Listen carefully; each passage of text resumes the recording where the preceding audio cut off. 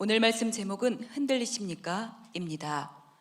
하나님의 뜻으로 말미암아 그리스도 예수의 사도된 바울은 에베소에 있는 성도들과 그리스도 예수 안에 있는 신실한 자들에게 편지하노니 하나님 우리 아버지와 주 예수 그리스도로부터 은혜와 평강이 너희에게 있을지어다. 아멘. 참으로 오늘은 감사하고 행복하고 그리고 아름다운 날입니다. 그것은 하나님의 번성을 위해서, 하나님의 그 눈물과 갈망을 위해서, 특별히 우리 지저스 빌리지 처치해 주신 하나님의 비전이 구체적으로 실행되는 날이기 때문입니다.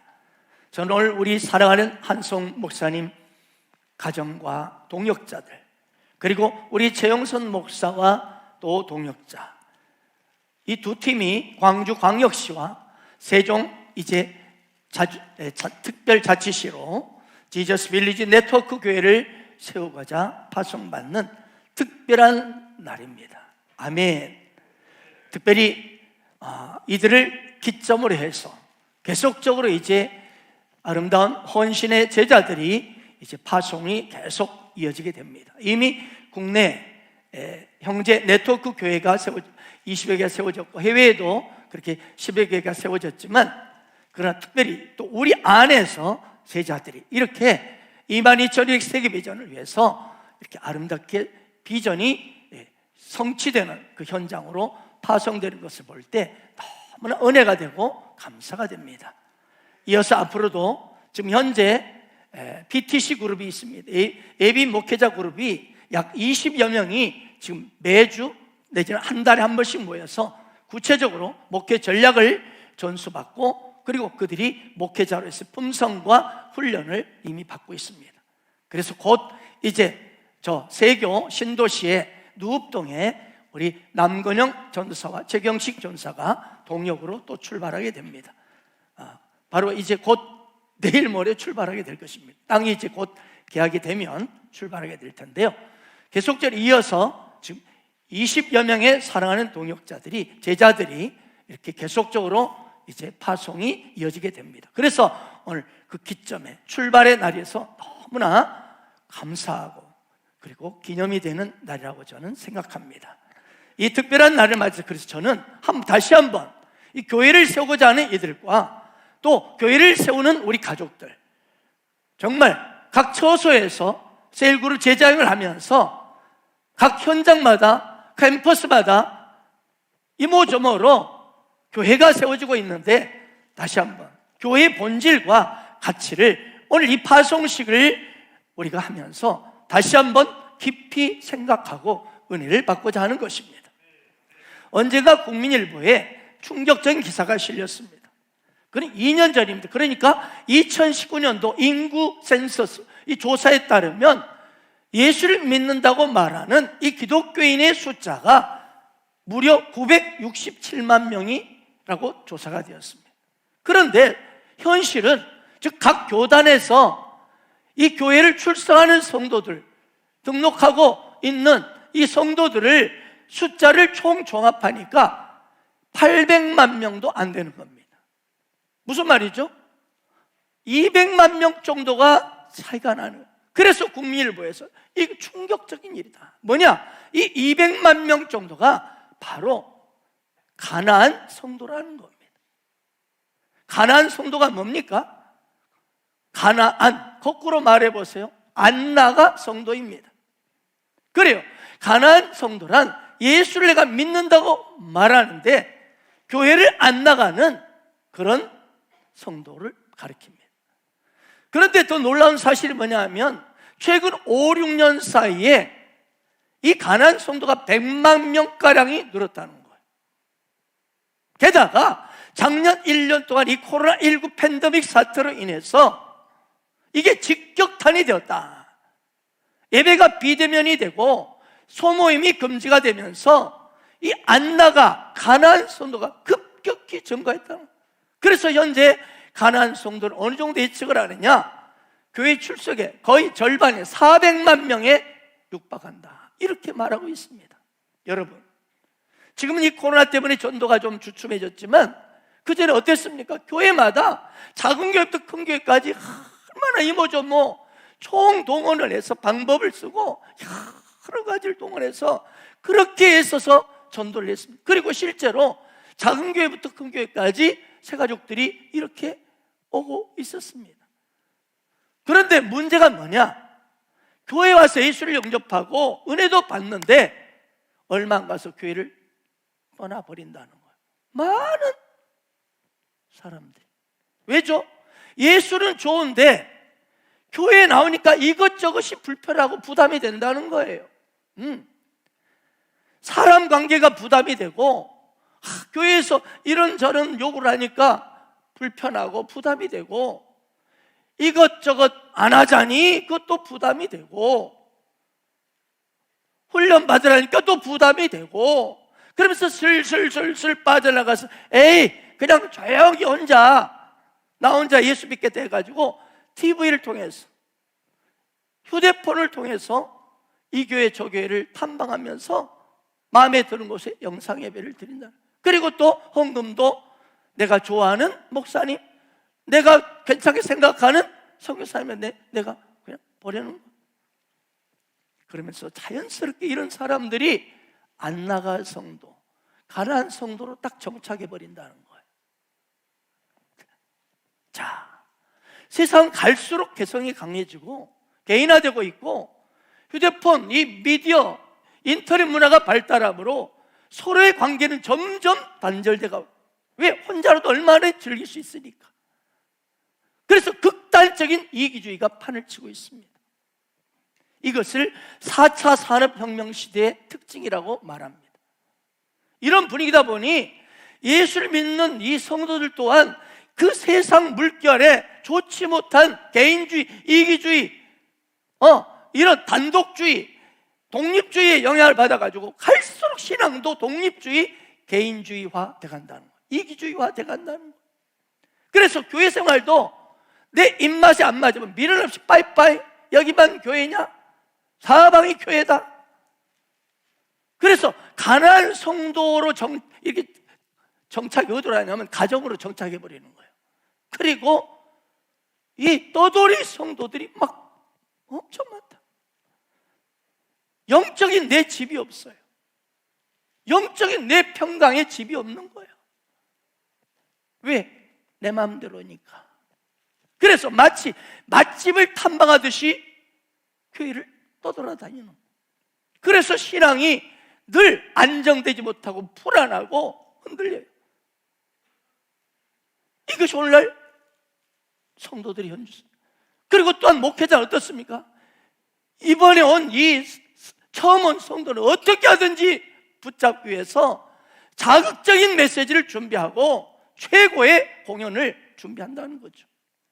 한마디로 교회가 연기하는 배우와 구경하는 관객으로 이렇게 전락했다는 탄식을 하고 있는 시대를 살고 있어요.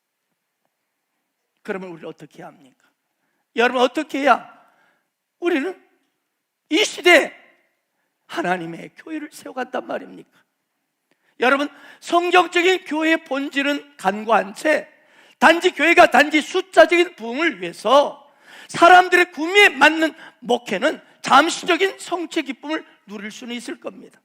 하지만 끝없는 이 인간의 부패한 욕망과 요구, 기대를 채워주려는 이런 세상의 대중문화적인 세상적인 속성을 가진 교회라면 어찌 하나님이 원하시는, 어찌 하나님이 기뻐하시는 그런 바로 그 교회가 될 수 있겠습니까?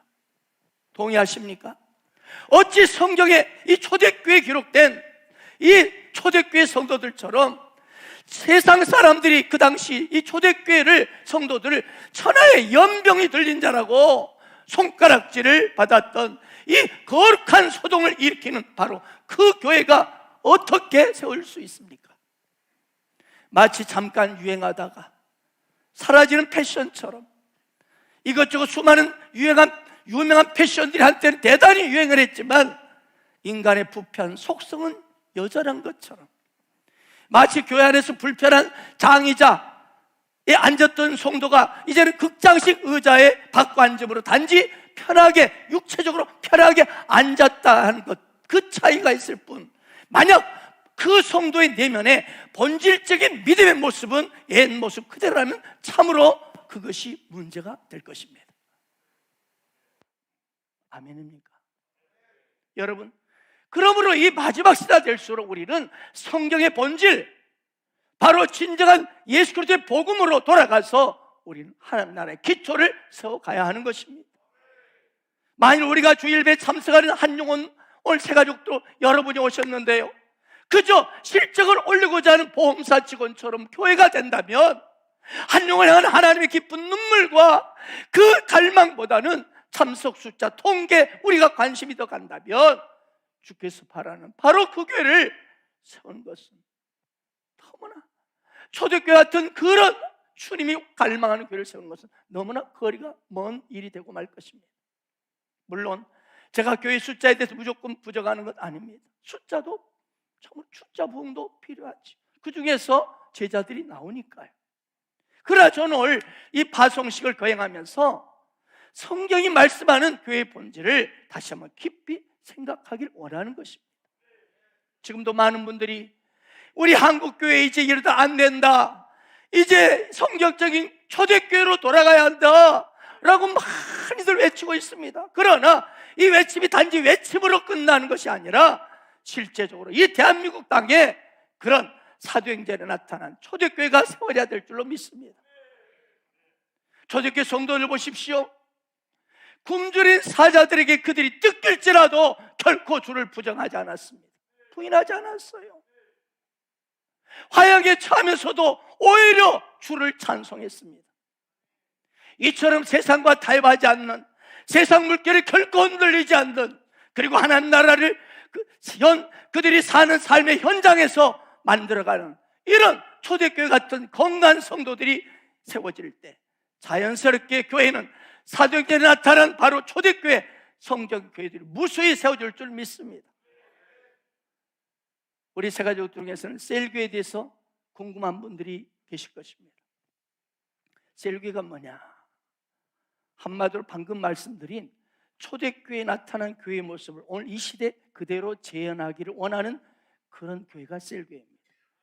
초대교회를 담고 초대교회의 모든 영성과 가치와 시스템을 오늘 이 시대에 재현하기를 원하는 그 목적과 비전을 가진 교회가 셀교회입니다. 그래서 이 셀교회를 계속 진행하다 보면 생명 거는 제자들이 일어나는 것입니다. 한마디로 셀교회는 초대교회에 나타난 성경적인 교회상. 왜 초대교회가 여러분 하나님이 세우신 교회라고 합니까? 하나님이 디자인한 교회라고 그럽니까? 마가다락방에 성령 임하심으로 세워진, 즉 성령 하나님이 세우신 교회가 초대교회이기 때문입니다. 그래서 초대교회를 하나님이 디자인하신 교회고 셀교회를 하나님이 디자인하신 교회라고 말하는 것입니다. 그렇습니다. 셀교회는 성경적인 초대교회상, 그리고 성경적인 바로 초대교회상을 추구합니다. 이 세상에 무엇을 어떻게 말할지라도 좀 저게 뭐 그럴지라도 우리는 저 역시 목회자로서 주님 앞에 섰을 그날을 저는 생각합니다. 주님 앞에 섰을 때 착하고 충성된 종아, 그 말을 들을 것이냐? 너는 내가 원하고 기뻐하는 교회를 세울 것이 아니라 네가 욕망을 채우는 교회를 세웠다 그러면 저는 어떻게 할 것이며 여러분은 또한 어떻게 할 것입니까? 저는 여러분이 그날 우리 모두는 시간의 순서는 있지만, 태어나는 순서는 있지만 가는 순서도 없어요. 그리고 언젠가 반드시 주님 앞에 선 그날이 옵니다. 아멘입니까? 그때 저는 주님 앞에 여러분이 고린도후서 5장 10절에 나온 그리스도의 심판대 앞에 섰을 때 우리 가족, 지저스 빌리지 처치 가족들만큼은 그때 저를 향하여 원망의 눈초리를 저는 보지 않기를 원합니다. 목사님 왜 제대로 안 가르쳐줬습니까? 왜 그때 제대로 저를 말하지 않았습니까? 저는 그 말 듣기 정말 여러분이 주님 앞에 서는 그날, 우리 가족 귀한 영혼 여러분 한 분 한 분이 주님이 보내신 귀한 여러분을 정말 서는 날, 저를 향하여 목사님 고맙습니다, 그때 저를 그렇게 말씀하고 고맙습니다, 저는 그 말을 들었기를 원하고, 그럴 때 여러분이 복되고 저 역시 복된 줄 믿습니다. 그래서 저는 이 성경적인 초대교회의 모습을 저는 결코 무시하고 또 절대 제 마음대로 교회를 내 원대로 할 수가 없는 것입니다. 예수님이 이 땅에서 어떻게 하셨는가? 이 땅에서 어떻게 교회를 세우고 사셨는가? 그분이 이 땅에 오셔서 어떤 사역을 하셨는가를 보면 저 역시도 동일하게 예수님 하신 사역을 그대로 해야 돼야 저도 주님을 섰을 때 칭찬받을 줄 믿습니다. 예수님이 이 땅에 오셔서 3년 반 공생기간 3대 사역을 하셨습니다. 가르치고 치유하고 전도하셨습니다. 그런데 많은 신학자를 말합니다. 예수님은 3년 반 공생기간 동안 가장 집중했던 사역이 뭐냐? 12제자와 늘 함께하면서 그들 한 명 한 명을 하나님 나라의 비전의 주역으로 세우고자 하는 제자와 사는 사역이었다고 말합니다. 한마디로 이 12명이라는 소그룹을 통하여 이끌면서 그들 한 명 한 명을 하나님 나라의 비전의 제자로 세우는 데 집중하셨던 것이죠. 그 당시 수많은 무리들이 예수님을 따라다녔습니다. 여러분 오병이어 기적 아시잖아요. 남자만 5,000명을 먹였으니까 그러니까 무리가 15,000명이 따라다녔다는 결론이에요. 엄청난 그 당시 무리들이 따라다녔어요. 하지만 예수님의 마음은 그들의 필요를 채워줬지만 예수님의 중심은 12명의 제자에게 있었던 것이죠. 무리가 아닌, 왜? 무리가 아닌 제자만이 하나님 나라의 하나님 아버지의 꿈을 이룰 수 있었기 때문입니다. 무리가 아닌 제자.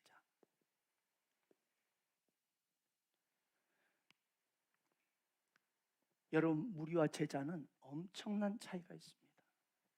대표적으로 누가복음 14장 25절 27절을 보세요. 수많은 무리가 지금 주님을 따라옵니다. 그때 예수님이 수많은 무리가 따라오는데 탁 돌이키면 말씀합니다. 무릇 내게 오는 자가, 즉 나와 함께 이 길을 가고 하려면 자기 부모와 처자와 형제와 자매와 더욱이 자기 목숨까지 미워하지 않으면 능히 내 제자가 되지 못하리라.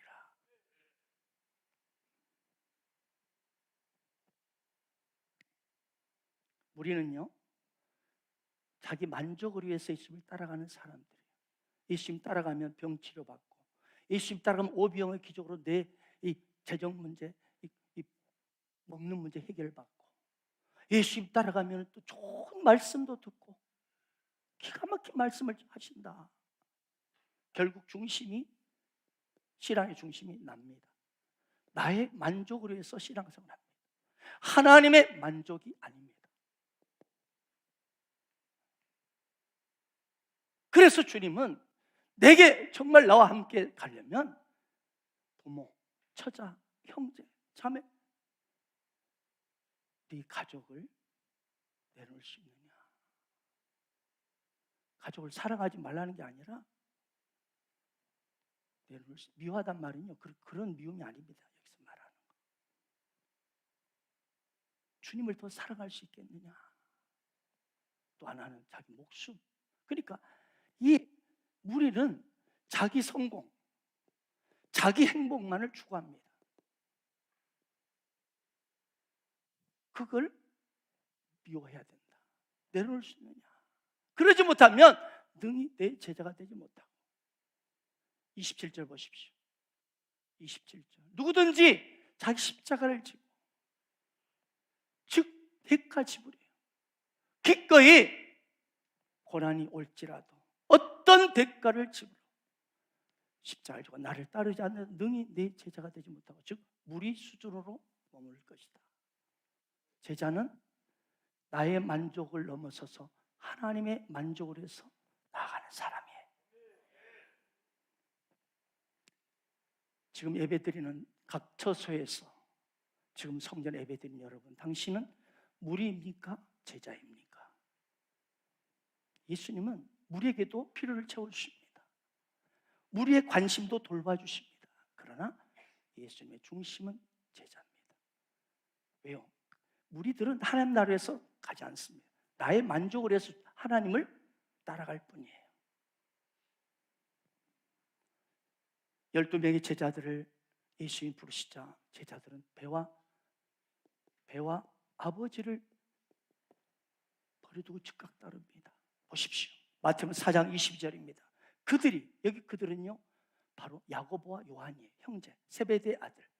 그들이 곧 배와 아버지를 버려두고 따라갑니다. 배는 뭡니까? 생계 문제를 책임지는 거예요. 배가 없으면 먹고 살 수 없어요. 그리고 아버지, 이 인정, 또 나오죠. 가족, 이 인정 문제. 이런 부분을 내려놓지 못하면 제자의 길을 갈 수가 없다는 거예요. 아버지를 버려두란 말은 효도하지 말라. 여러분, 십계명에서 인간의 첫 계명이 내 부모를 공경하라지 않습니까? 아멘. 그런데 주님을 더 우선순위로 할 수 있겠느냐는 겁니다. 또 보십시오. 마태를 부르시는 장면도 보십시오. 누가복음 5장 27절, 그 후에 예수께서 나가서 레이라는 세리, 이게 바로 마태입니다. 레이 마태입니다. 세리가 세관에 앉아 있어요. 즉 마태는요 원래 요즘 말하면 세무 공무원이에요. 세무 공무원은 그 당시요 동족의 등을 쳐서 많이 아주 돈이 엄청난 부자들이었습니다. 그런데 그 세리 마태를 향하여 나를 따르라 하시니 그가 모든 걸 버리고 그 엄청난 철밥통 공무원직을 버리고 일어났다는 거예요. 어떻습니까? 겁이 나십니까?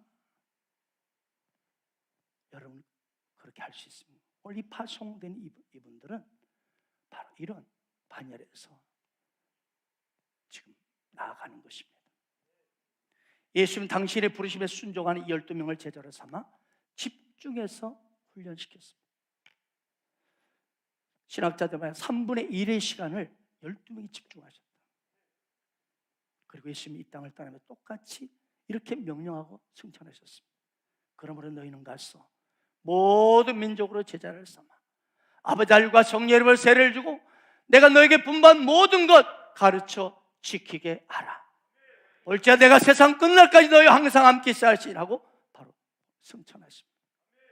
그리고 그대로 3년 반 동안 예수님이 어떻게 자신들을 훈련시켰는지를 그대로 배운 이들이 똑같이 마지막 주님의 명령 따라 똑같이 이런 제자와 사역을 해나갑니다.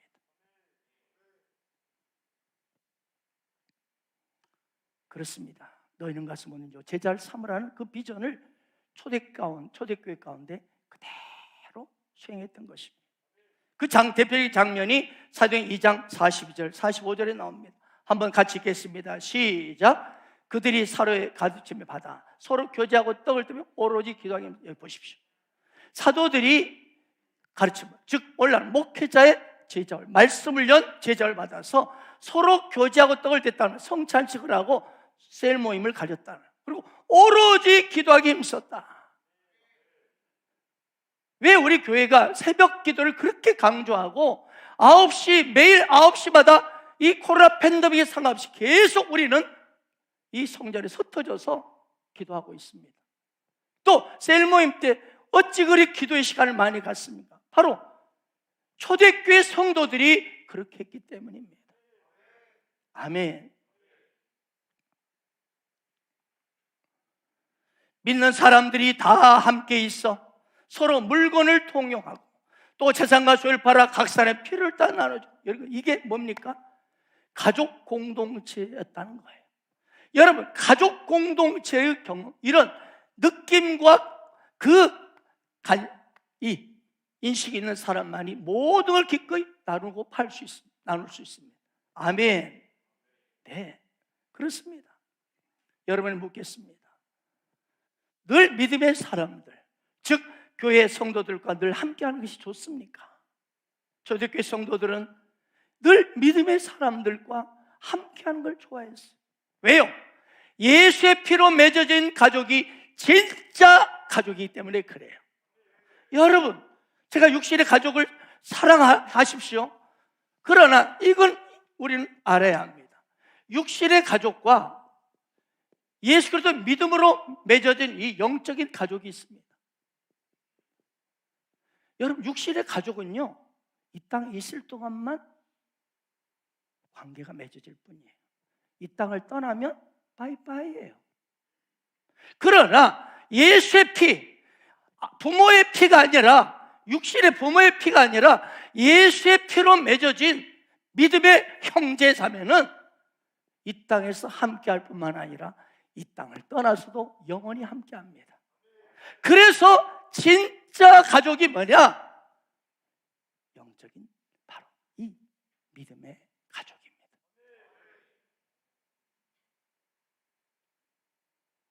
그러므로 주님 앞에 우리가 칭찬받기 위해서 육신의 가족도 잘해야 됩니다. 왜?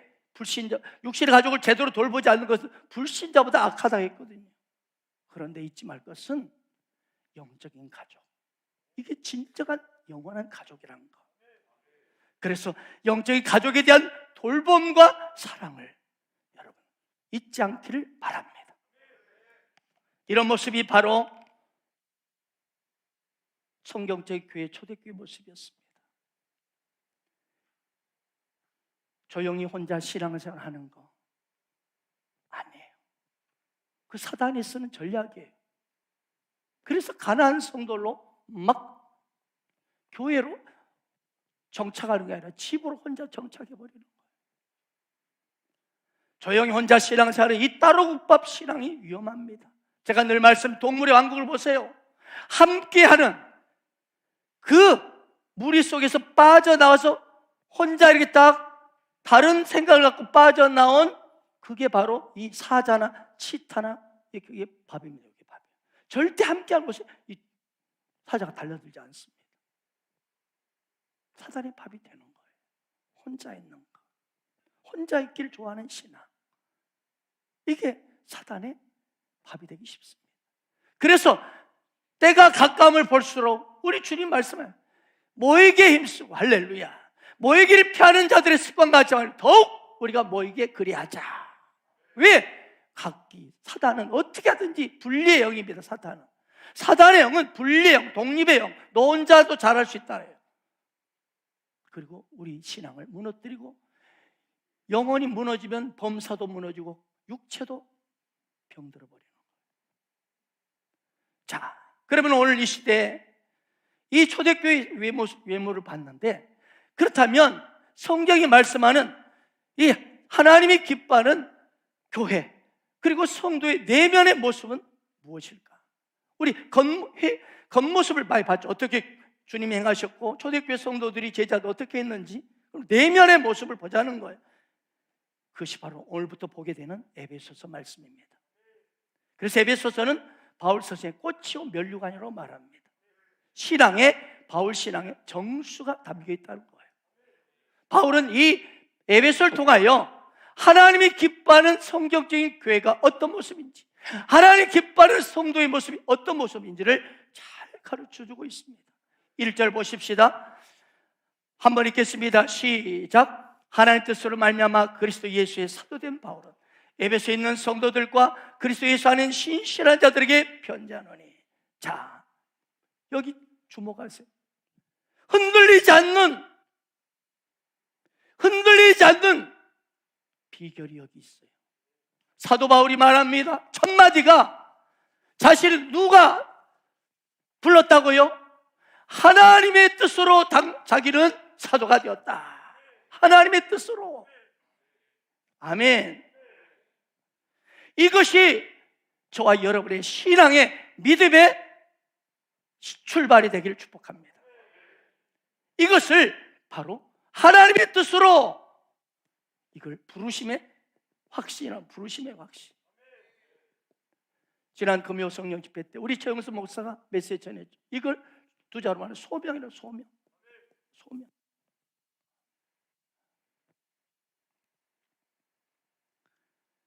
하나님의 뜻으로 나는 예수를 믿게 되었다. 하나님의 뜻으로 나는 지금 성전에서 예배하고 있다. 이럴 때 우리는 흔들리지 않습니다. 여러분, 왜 우리가 세상 이런저런 일에 자꾸 믿음이 흔들리고 마음이 흔들립니까? 하나님께서 나를 찾으셔서 나를 불러주시고 선택했다가 아니라 내가 하나님을 찾아서 믿게 됐다고 생각하기 때문입니다.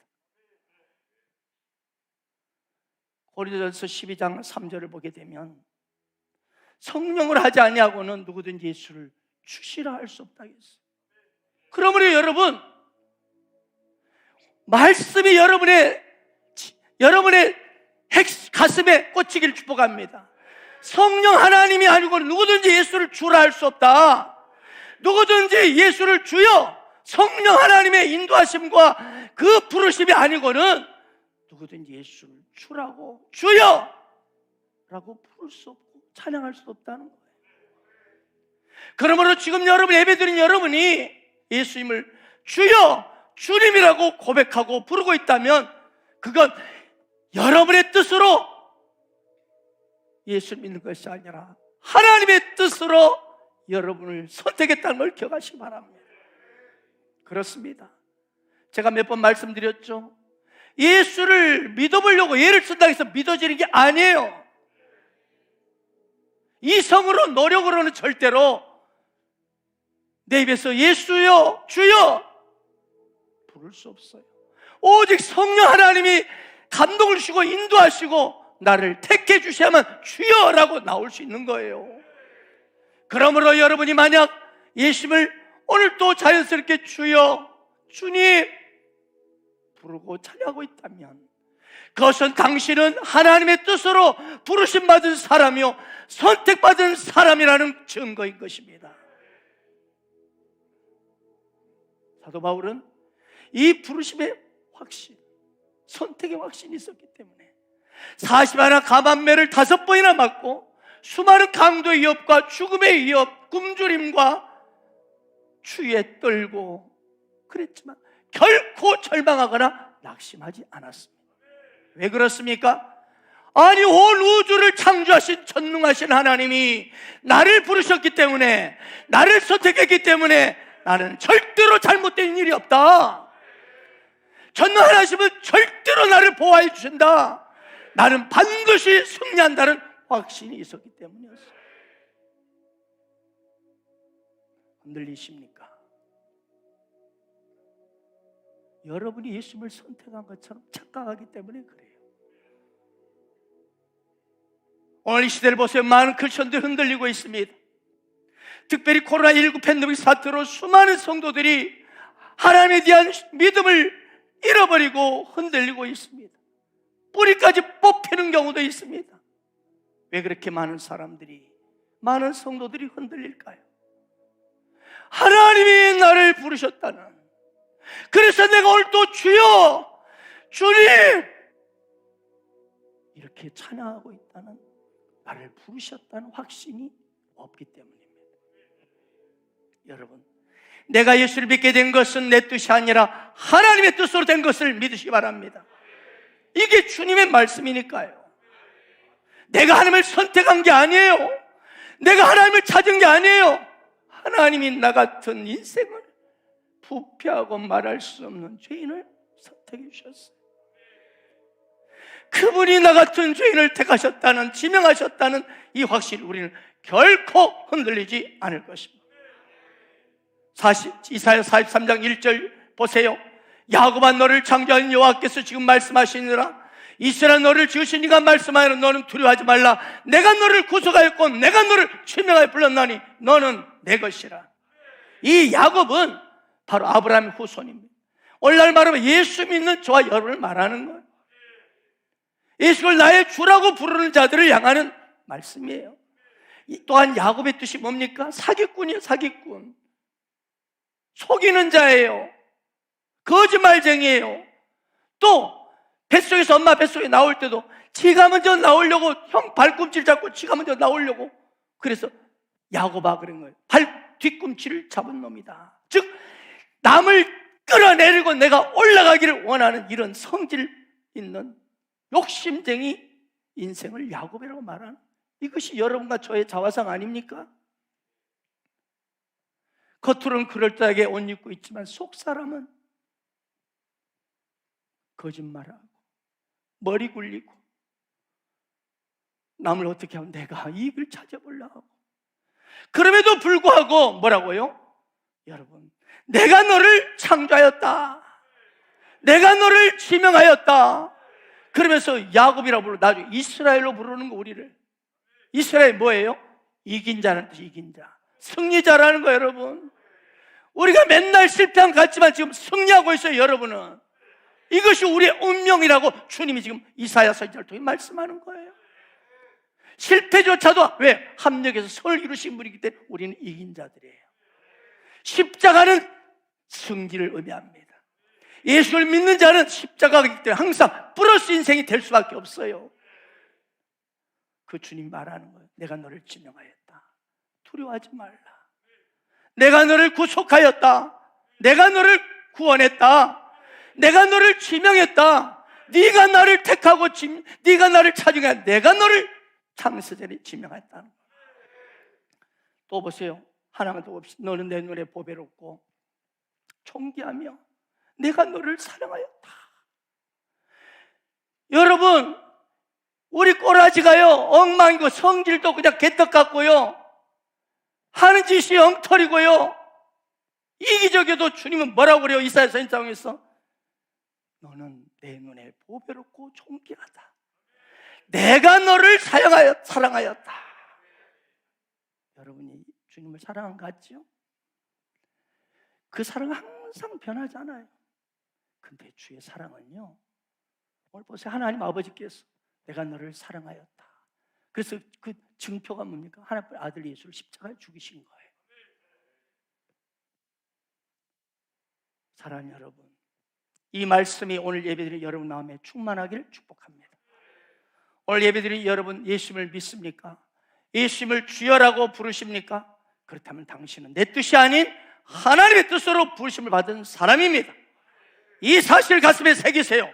그럴 때 여러분의 인생의 태도가 달라지고 삶의 방향이 달라지고, 특별히 오늘 파송받는 우리 한수원 목사, 최영선 목사 그리고 동역자들이 이것이 분명할 때, 이 소명이 분명할 때, 오늘 보세요. 사방 현장 동서남북에서 하나님 자손들이 몰려올 것이라고 그랬어요. 7절에 보세요.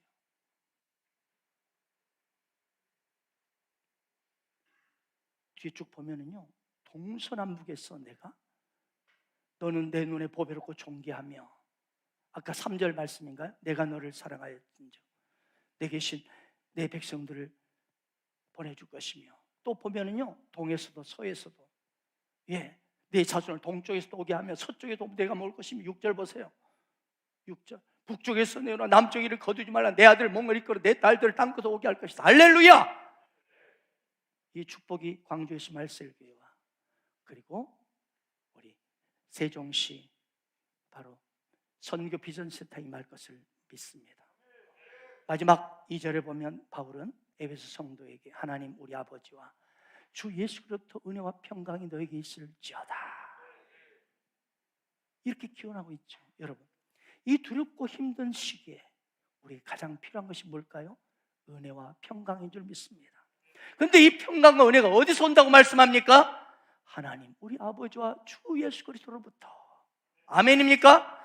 여러분, 두렵고 힘들고 고통이 가득한 이 세상에서 우리는 무엇으로 은혜와 평강을 누릴 수 있습니까? 돈 많으면 평강 누릴까요?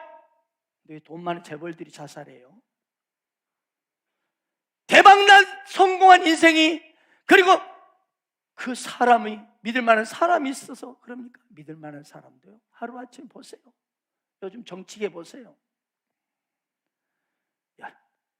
인기도 명예도 남편도 새끼도 아니에요.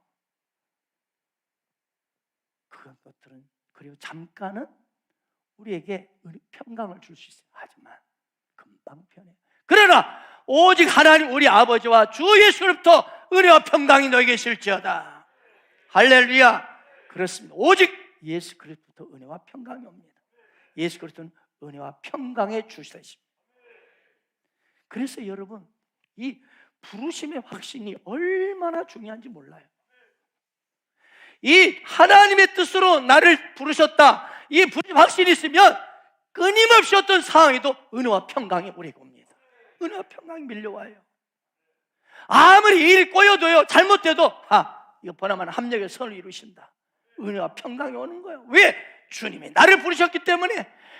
가라 명하시고 앞서 행하시고 능히 이루시는 하나님이 나의 하나님이시라. 나를 부르시는 하나님이시라. 동남풍아 불어라, 서북풍아 불어라. 예수 향기 날리니 할렐루야 아멘.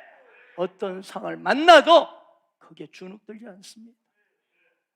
우리 두 팀이 그렇게 되기를 축복하고 우리 사랑하는 가족 여러분이 그렇게 되기를 축복합니다. 참으로 두려움과 불안의 소식이 참 많은 시대입니다. 하지만 이 부르심의 확신으로 여러분의 심령을 가득 채우십시오. 그럴 때 어떤 상황에도 당신은 흔들리지 않을 것입니다. 그리고 이 확신 가운데 나갈 때 여러분 삶 가운데 놀랍고도 상상할 수 없는 하나님의 축복이 매일매일 여러분의 삶 가운데 나타나게 될 줄 믿습니다. 사랑하고 축복합니다.